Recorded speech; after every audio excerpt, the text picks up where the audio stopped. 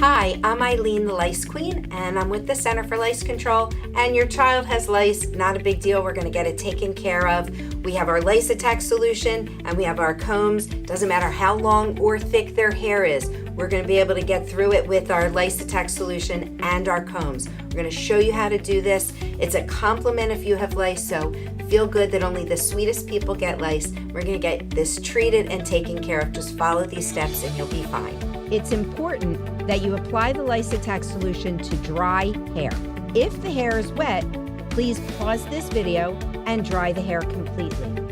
Apply the Lice Attack Solution to dry hair like you would apply hair color to your roots. Make a part, squeeze the Lice Attack Solution to fill the part in, and rub it in with your finger.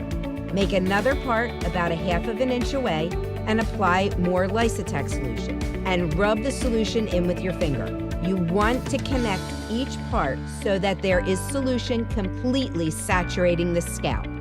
Any dry hair you find near the scalp, you want to put a little more Lice Attack Solution in that spot.